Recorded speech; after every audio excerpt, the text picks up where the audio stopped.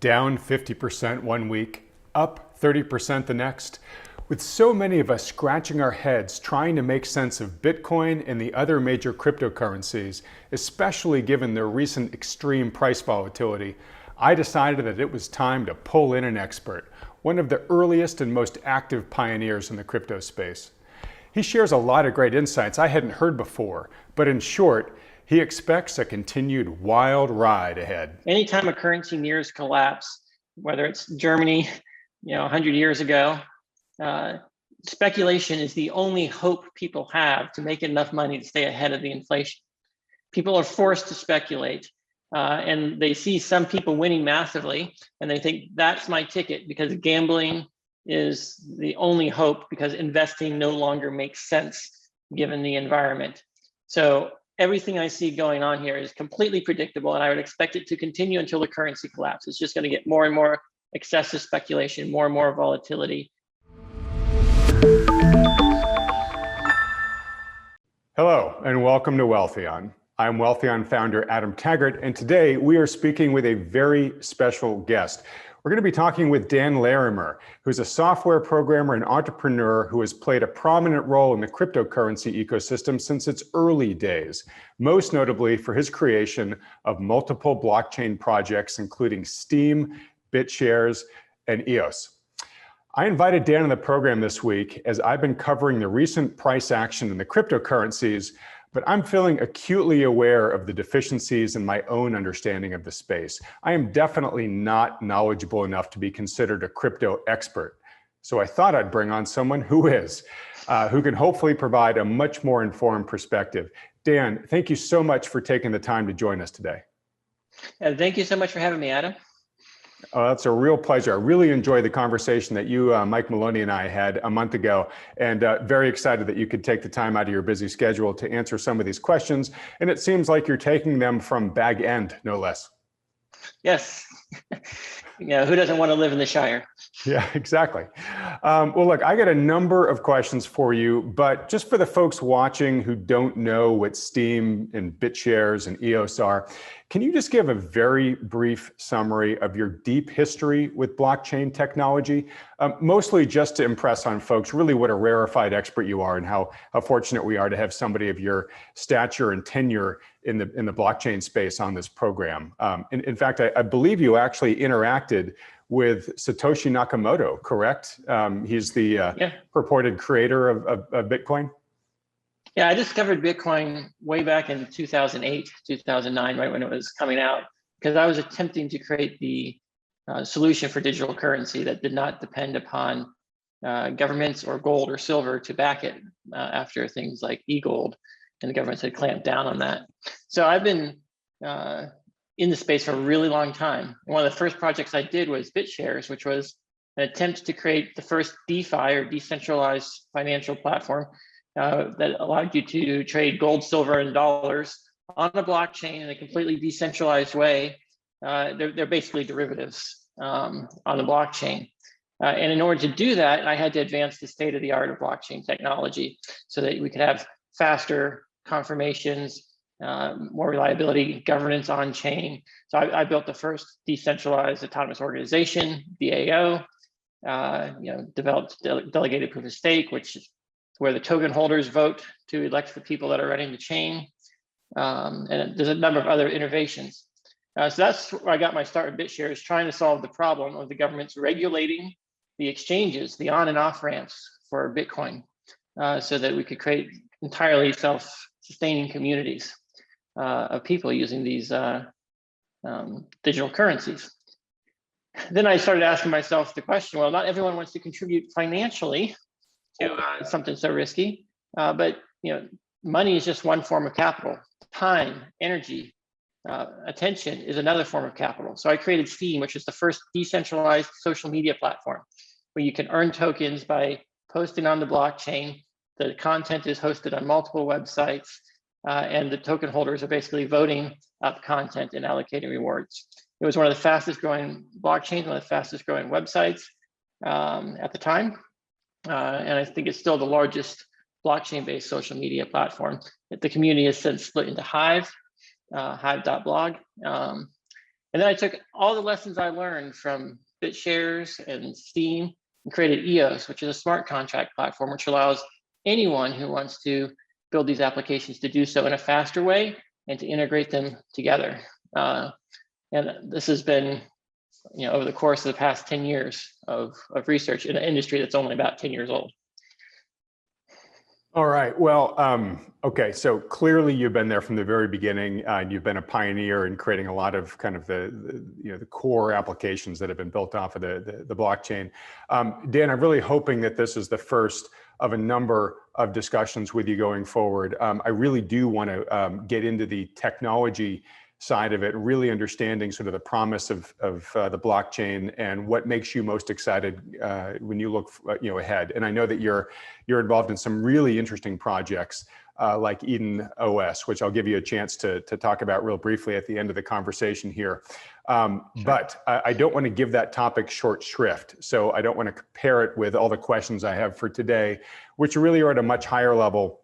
And they're geared to the people in this viewing audience who are watching sort of the recent volatility in the cryptocurrencies and just trying to sort of wrap their brains around the space in general. So let me dive into the questions here. The crypto space got hammered price-wise over the past couple of weeks. It has recovered a little bit. At the time of this recording, Bitcoin got hammered down from a high of about 64,000 to about 30,000. It's now trading at around 38, I think, around the time we're talking here. So prices of most coins, though, like Bitcoin, were down, 50% or more from their highs, judging from where they were just this past weekend. Do you see this recent, sort of 50% correction in the space as any different from the many previous, kind of large price corrections in the crypto space, or do you just sort of see it as same old, same old? Hey, this just happens every so often, and this is just one more stair step on the way higher from here? Well, we know that all value is perceived value. It's all subjective, and it's really based upon the mood of the traders combined with rampant speculation and leverage. Leverage long, leverage short, both directions can cause these wild swings in prices. And we never know when regulators are going to come out and have new regulations. Biden's going to say something. Elon Musk is going to say something. All these players can spook the industry and just a lot of momentum because there is nothing tangible. There's no utility to the token other than use as a limited supply asset that's kind of trying to hedge against what the governments are doing with inflating the currencies.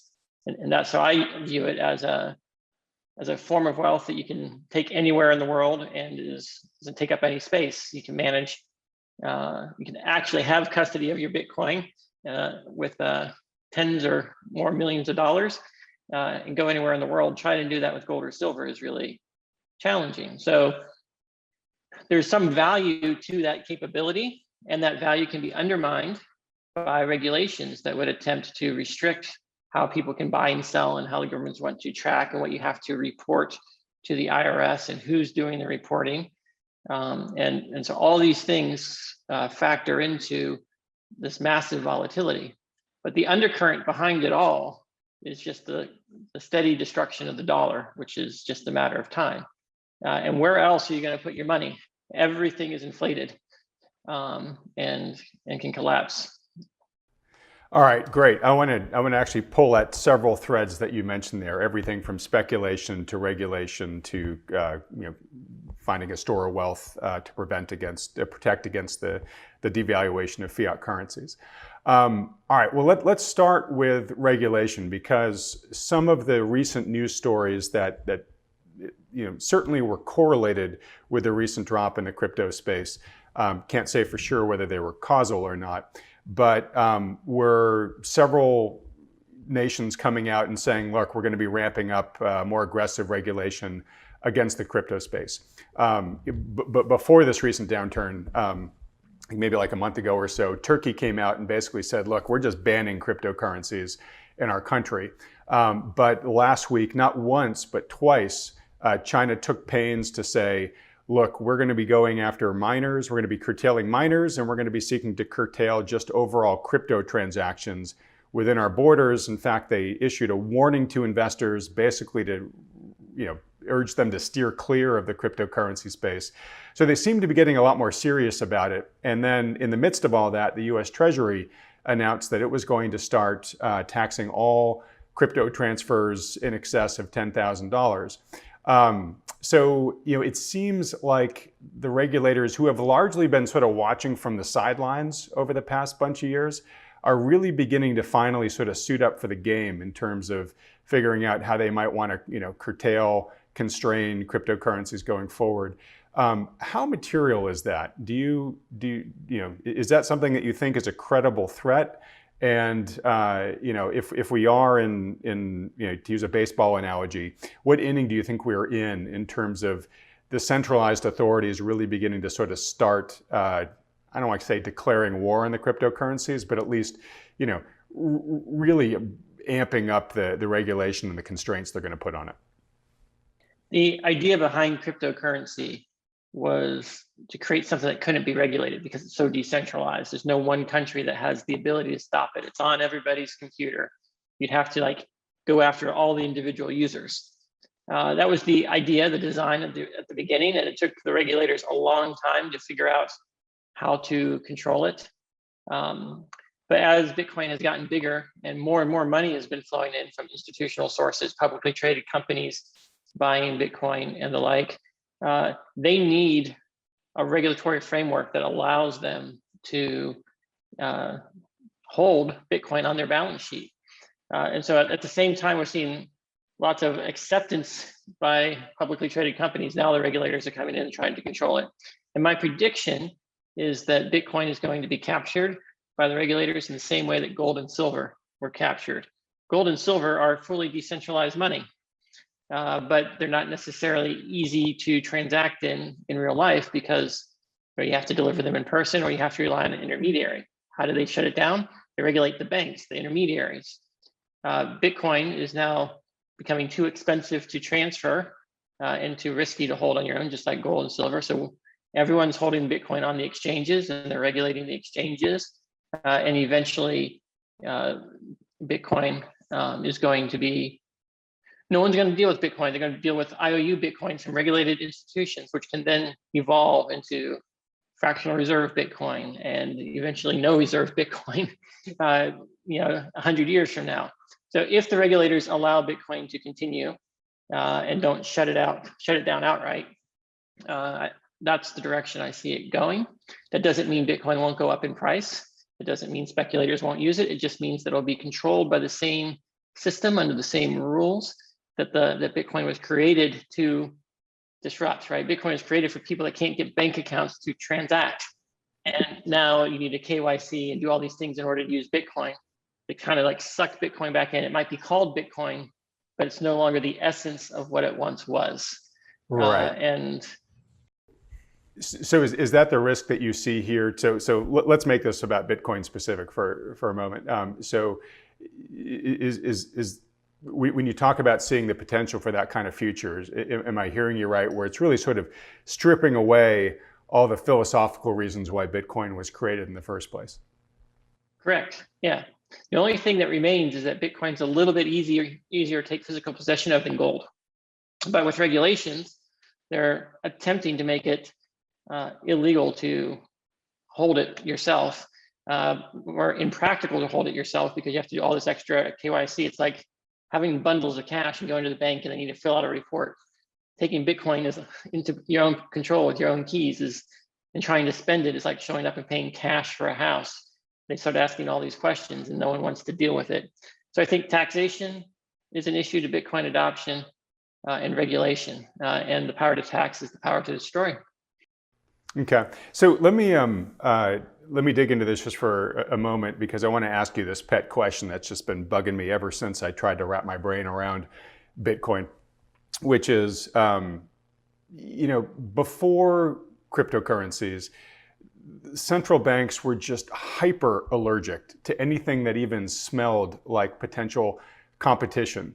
Even the crazy guy who's sort of mining his own silver rounds in his garage, the Secret Service would bust on the door and the guy would go to jail, right? They just wanted it to be clear to everybody that, hey, only the US government makes US money. And they've let the cryptos, exist and kind of thrive for the time being. And the only way I've sort of been able to wrap my head around that is that they wanted to let the private sector do kind of the heavy lifting in terms of the technology development and to build awareness and maybe kind of critical mass of adoption. And then I sort of thought the only reason they'd be doing this is because they didn't want to step in with their own digital currency. And of course, now we're hearing a lot more about CBDCs, right? Central bank digital currencies. China's already got one piloting out there. The Fed, it sounds from what I've read recently, is pretty open, saying, yeah, we're working on a digital dollar. So once there is a digital dollar, do you think then they will declare war on all other forms of competing digital currency? I don't know what they will do, but I do know that their power stems from control of the currency. I think, early on, no one would believe that this Bitcoin thing, which is not backed by anything, could have the value that it's had. I also think there's an element that all fiat currencies needs a root of trust. Gold and silver was the basis. They couldn't just go straight to unbacked currency. They need to get the free market to value something, and then they correct it and they siphon off the value over 100 years. And so by getting people to trust blockchain, the whole idea, then they can jump on that bandwagon, and people continue to trust it even though it's changed. It's no longer gold and silver. It's no longer Bitcoin. It's IOU Bitcoin. It's no longer open and free, voluntary. It's now a system of slavery. But Bitcoin is just one currency. There's many other tokens, and there's many other uses for blockchain technology. I think that all businesses, all communities can benefit from coordinating on the blockchain, even without any tokens. So the technology that makes Bitcoin possible allows us to bring integrity to any of our systems, which is a double-edged sword, because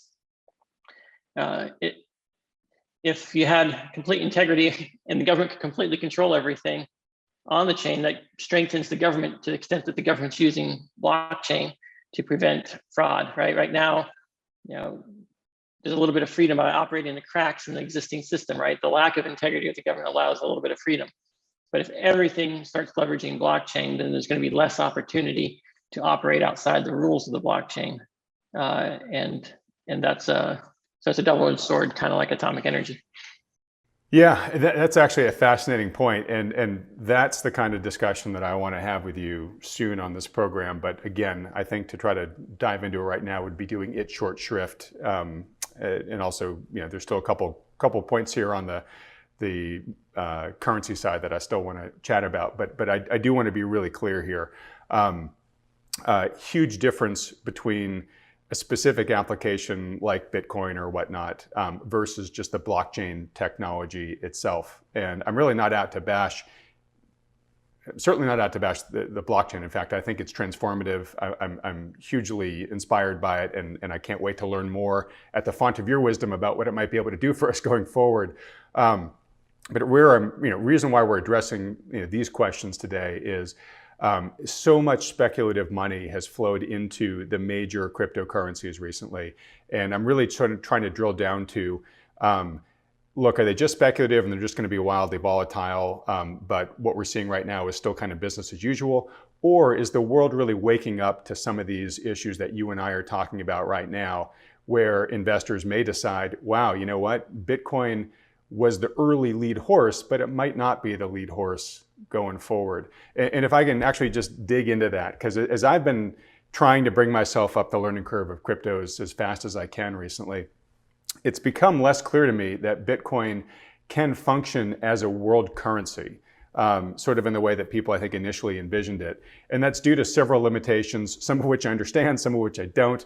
But that's, like limited transaction processing capacity, or it's accelerating energy consumption footprint and stuff like that. And what's been interesting to me is as I've dug into it, more and more of, even sort of the big Bitcoin supporters seem to be kind of abandoning the currency part of it and focusing more on the store of value. And I think you even said this a few minutes ago, that that's sort of where you saw its real value lying. And we just saw Elon Musk, right, who basically said, look, I'm a fan of blockchain and cryptos, but Tesla is not going to take Bitcoin as a form of payment. And specifically, he was citing the energy concern there. So I guess where I'm going to in this is, we talked about some of the potential issues with Bitcoin, even as a store of value going forward. So is there a risk of Bitcoin kind of becoming the AOL of crypto, where it was a dominant early player, but kind of became, surpassed and maybe eventually made almost irrelevant by newer, better players and technologies that come around later? Do you see kind of that? Is that too pessimistic a view of Bitcoin, or is that a real potential risk?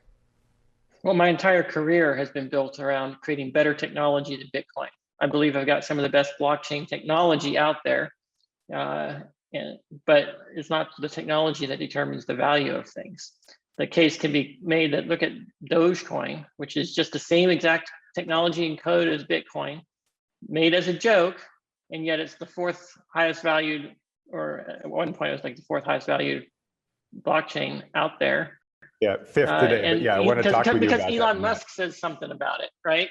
And people are just having fun, and so people are speculating on it. There's no innovation there. It's just a clone of Bitcoin, and it has that. Meanwhile, other tokens with a lot of innovation can stagnate because it's really about the brand recognition and community adoption. In this case, it's the community of wealthy people that want to leverage the token, and they get a position, and then they manipulate the markets in various ways to make a profit by it. And so there's so many variables that go beyond just saying, I'm going to invest in the best technology. Even if you understand the technology better than anyone else, that doesn't necessarily make you a better investor. I don't consider myself a good speculator in any of these things, even though I create the technology, I understand the consensus algorithms. I know about the performance limitations and capabilities, and can predict the future. Like I predicted Bitcoin scalability issues with Satoshi 10 years ago.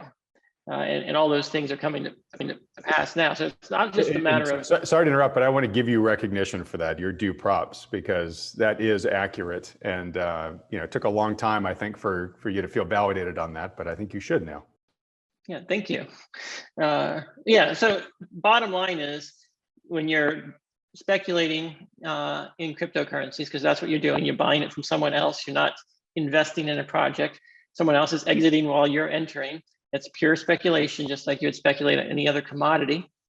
And you're really betting on the emotional herds of the masses, which things are going to become popular.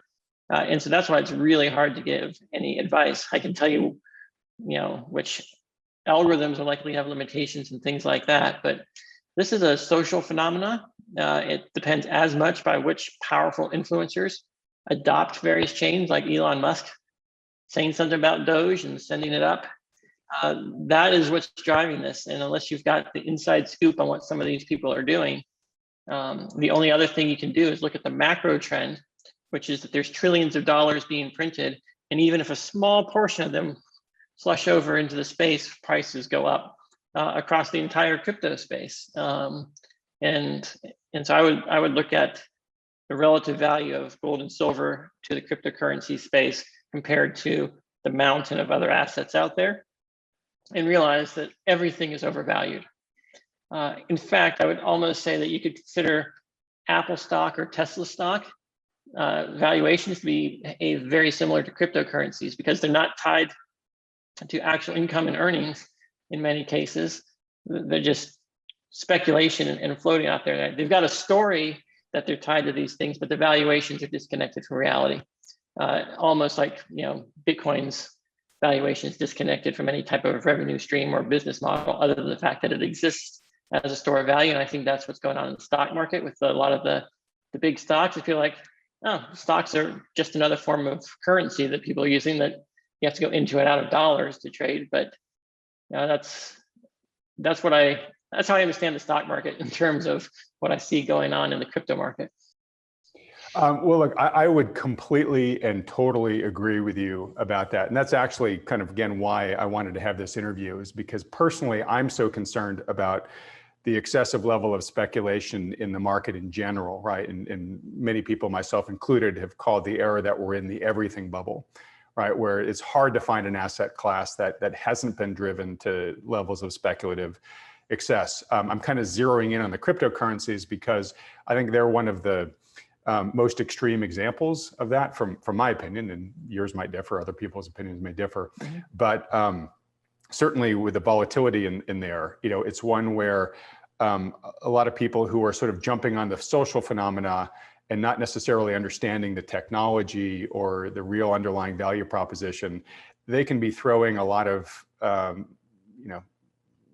net worth into a space that they really don't understand well, and be putting money that it's at higher risk than they realize. And for many of these people, it really might be more money than they can really afford to lose. And at the end of the day, I think that's why I want to be sort of helping people, have the clearest perspective as possible, so that as many of those people can really truly know the risk parameters of what they're doing. All right, so let's see here. I guess I do want to just revisit my earlier question real quick before we leave it, which is, I heard you say, hey, look, I'm not going to make predictions because, sometimes the best mousetrap doesn't become the sales leader, if somebody else has got a better brand or whatever. But if I could just ask you to just sort of, for your opinion, in 5 years' time, do you think Bitcoin will be sort of the dominant store of value? I won't even say currency, but sort of dominant store of value solution? Or do you think that some of these better players that either exist today or maybe on the drawing board coming out tomorrow have a better chance of really fulfilling that role in a way that the majority of investors would prefer? Because of regulation, I think that the brand is going to win. And Bitcoin brand is going to win, and all the other smaller startups with better technology are going to have a harder time competing against the established brands that exist, because there's a status quo and they're already accepted as decentralized. So the longer something's been around, the more likely it is to continue to be around. The only upstarts that I could see taking over would be something that if Amazon or Apple or Google got behind, or the central banks were backing, combined with regulation. I think those are the only things that could dethrone the digital currency status. However, when it comes to decentralized alternative cash that frees people from government, I don't think that's going to be Bitcoin. And I don't think it's going to be Ethereum. So those brands might be the best speculative bet in the space, but they're not going to be the best bet if you want technology for freedom. So that's depends on what goal and how you're measuring success. Okay. I think that's very fair. So two things out of that. First, and I know that you don't have an unbiased opinion here, given the projects that you've helped bring to fruition, but that solution that you think does do a better job of creating a truly decentralized, out of the control of the central bankers, clutches and whatnot. Do you perceive that to be a solution that's already been launched today, or do you think that's a solution that has yet to be released into the world? I'd say it's a solution that's in the process of being launched and tested right now.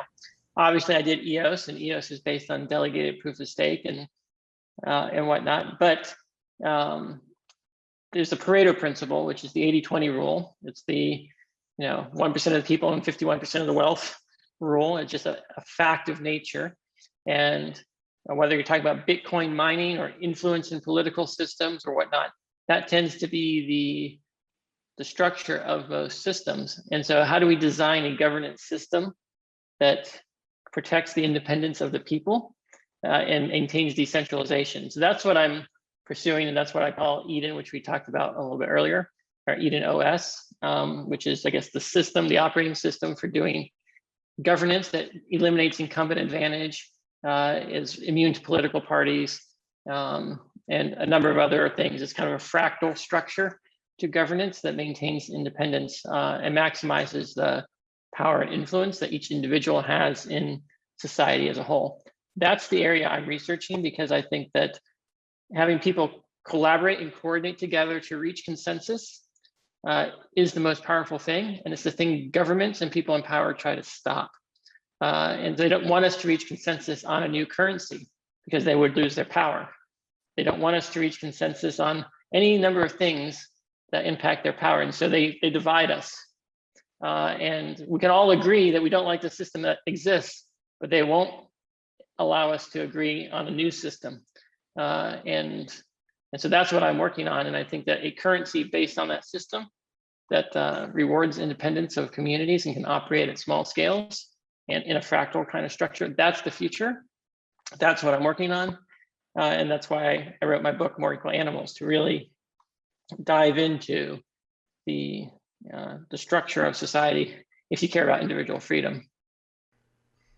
All right, excellent. So a couple of things. First, folks, More Equal Animals, if you haven't read the book, but you're interested by what Dan said, go get it. You can find it easily online. Just Google More Equal Animals, Dan Larimer, it'll come up. I'll also, right here on the video, we'll put up a little link here at the top. That'll link to the video that Dan, Mike Maloney, and I did about a month ago or so, where we did dig a bit, certainly more deeply than we've had time to hear, into Dan's Eden project there. And Dan, again, I want to have you back on again in the future to really dive deeply into that stuff, because I think it's super fascinating and inspiring in terms of what this may enable for us going forward. All right, so in just the last couple of minutes as I wrap up here, I want to put some words in your mouth based upon what you just said, and feel free to correct me if they're wrong. But I think one of the risks that novice investors have about looking at Bitcoin specifically is that, or even Ethereum, but that Bitcoin could be replaced tomorrow or in a year by Bitcoin 2.0. I mean, it's just code. It can be improved. There's lots of limitations in the Bitcoin code. So if somebody just improved upon them and launched a better version, in theory, all the capital that's in Bitcoin could trundle over into new better coin. Kind of what I hear you saying is what, hey, anything's possible, but you don't really see Bitcoin losing its number one status in the cryptocurrency space from market value anytime soon, based upon that type of risk. Is that accurate? Correct. I think the biggest risk to Bitcoin is not something new. Bitcoin and Ethereum are both out there with big backers backing them, with large communities, and I think that there's going to be some back and forth between those two. My hope is that if community wins, use wins, and EOS is the only cryptocurrency that's actually able to be used as a currency in places like Argentina, where there's hyperinflation, because it's the only one where the fees are low enough that it can actually function for doing real business transactions. Right? You can't use Bitcoin on that because the transaction fees are higher than the people can afford. Right? They can even buy bread, and you want to pay $20, $50, $100 for a transaction. So it's EOS is like best for practical real-world currency because of its scale and the low transaction costs during hyperinflation in the countries that are experiencing it. Bitcoin and Ethereum, they've established, large market players know about them. They're on TV. They're not going anywhere, and the money might be flowing back and forth between them like they do gold and silver. But the brands and the awareness, that's what people are investing in. They're not investing in the technology itself. You could swap out the technology of Bitcoin with something else, and it just moves Bitcoin brand over to a new technology. And it's just a token with a scarce supply and keys that control it. You can completely replace the software stack and keep the brand. And I think that that's what's going to happen, is that the Bitcoin brand is going to win, even as it moves into more centralized infrastructure. Okay, well, I think particularly coming from you, that's a really important perspective. And so, some of the people that are out there who are just saying, hey, Bitcoin's going to zero, it's it's whatever, it's a scam, it's a shell game, it's just not worth, what people are paying for it. Keep in mind what Dan is saying there about the importance of perception, brand dominance, et cetera. All right, so last main point here, and then I just want to kind of get to your parting comments about what makes you excited when you look forward in this space. We talked earlier about speculation, and prices have been certainly in the past year just most cryptocurrencies have experienced increases of hundreds of percent, if not thousands of percent. And we talked earlier about kind of this being just a highly speculative market environment in general, but the cryptos have really been sort of at the tip of the spear then. We even briefly talked about or mentioned Dogecoin, which to me, I think is just a poster child for the excess of this market. I mean, I feel like if we do have a major market crash of the kind that like the Jeremy Granthams of the world are warning about, I think when historians write about this period, they're going to highlight Dogecoin as kind of this generation's Dutch tulip bulb. Because as you said, Dan, there's really not any good practical reasons to own it. There's just emotionally driven ones. And so I guess my main question for you, especially with so many millions of new and really kind of novice investors throwing their money into the crypto space these days through trading apps like Robinhood, et cetera, and whatnot. This sort of FOMO-driven fever, it really concerns me. How concerned are you about it? Does it? I mean, one, I guess there's the public harm that it could create if we do have a massive, wipeout event in this space and all those people lose their money. But also, does it just sort of undermine credibility in the whole crypto space if it is prone to like just massive investor wipeouts? Well, I'm not surprised at all by this. GameStop is an example of the same thing happening in traditional assets. Anytime a currency nears collapse, whether it's Germany, 100 years ago, speculation is the only hope people have to make enough money to stay ahead of the inflation. People are forced to speculate, and they see some people winning massively, and they think that's my ticket because gambling is the only hope because investing no longer makes sense given the environment. So everything I see going on here is completely predictable, and I would expect it to continue until the currency collapses. It's just going to get more and more excessive speculation, more and more volatility. And then the government's going to raise capital gains taxes. At the same time, they're inflating the currency, which is just wealth confiscation, flat out, which is going to lead to poverty of society until a new currency can be deployed and government spending can be reined in. So this doesn't surprise me at all. There's no regulation that's going to fix this unless they're willing to stop printing money. And if they stop printing money, then the entire debt system collapses and everyone defaults and musical chairs stop.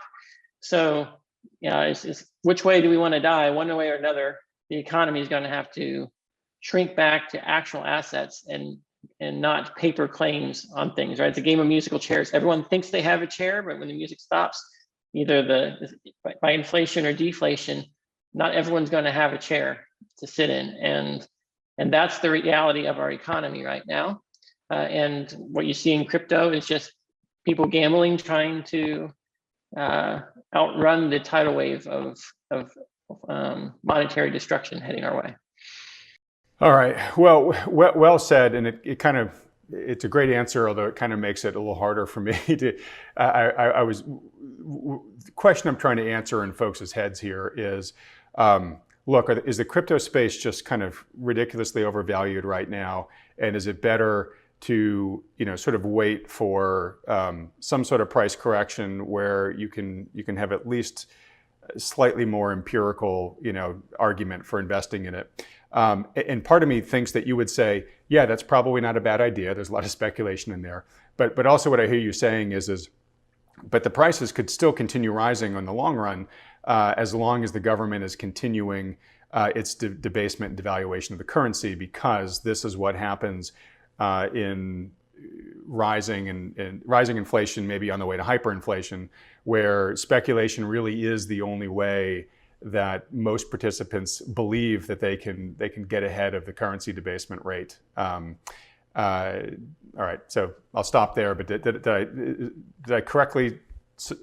summarize your position there? Yeah, I can't tell you that cryptocurrencies are overpriced because there's no basis upon which to say what a fair price is for these things, other than, oh, it went up too quickly. Well, maybe the dollar went down too quickly. There's two sides to all these things, and perceptions are changing constantly. So it's not possible to say that things are overheated or underheated or any of these things in this market, because there is no rationale for the prices unless you have information about flows of money and insider track on what the government regulations are going to be, or big players about to move.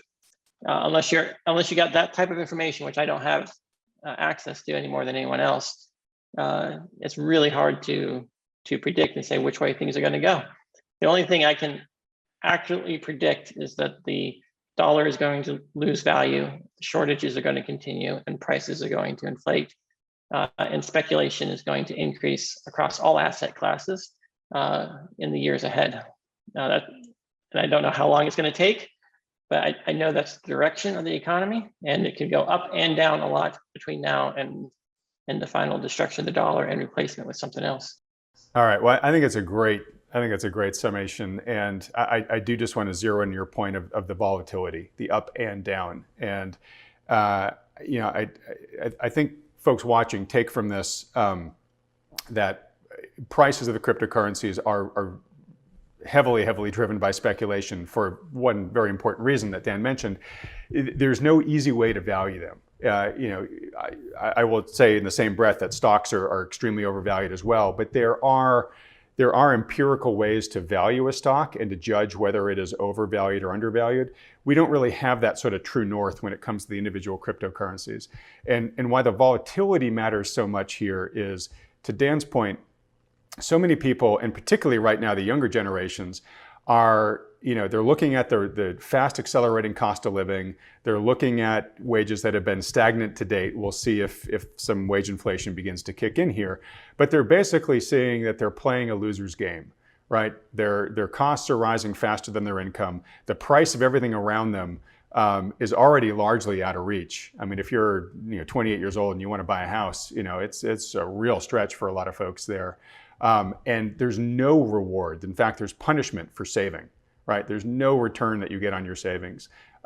So you're forced out on the risk curve. And so a lot of millennials, and I've been hearing directly from a lot of them as we've been covering the story, they say, you're absolutely right. Like, my only hope of buying a home is to be able to throw my money into some crypto that's going to go up by 500%.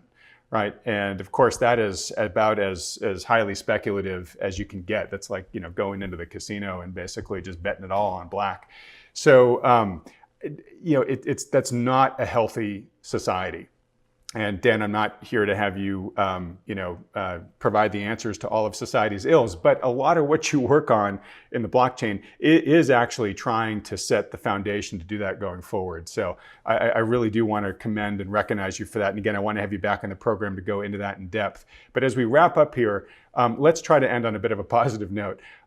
What about, the current technologies, the current community, just sort of where you see the world headed? What are the things that really make you optimistic when you, or what are you most optimistic, I guess, when you look out ahead in the next bunch of years, either with the projects you're working on or just where you see the platform going in the future? Most optimistic is, things go in cycles, and hard times teach the population a lot of things. And so the speculation and everything else is more and more people learning about sound money, sound economics, and so forth. And we have the technology to create honest systems, and technology is getting cheaper.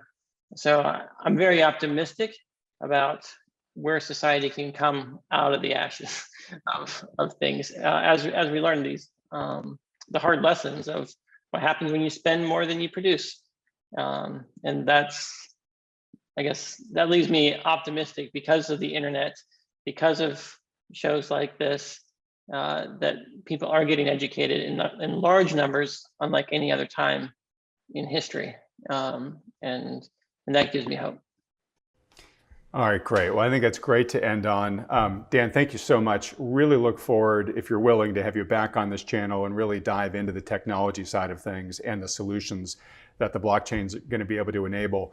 For folks that have really enjoyed this conversation and would like to learn more about you and your work, including the projects that you're working on, where should they go? Well, you can read about my book at moreequalanimals.com. And you can join the EOS and Eden community at eoscommunity.org. Those are the two places where things I'm working on are being published and talked about. And you can also follow me on Twitter at ByteMaster7. All right, great. When we edit this video, I'll put up the URLs there so folks can see clearly where to go to. All right, folks. Well, as we end here, I just want to say if you've enjoyed this discussion and would like to see more like it, if you haven't yet already, please subscribe to this channel by clicking the red subscribe button below, as well as the little bell icon right next to that. And with that, Dan, I'm going to say thank you so much again. And everybody else, thanks for watching. Thanks for having me.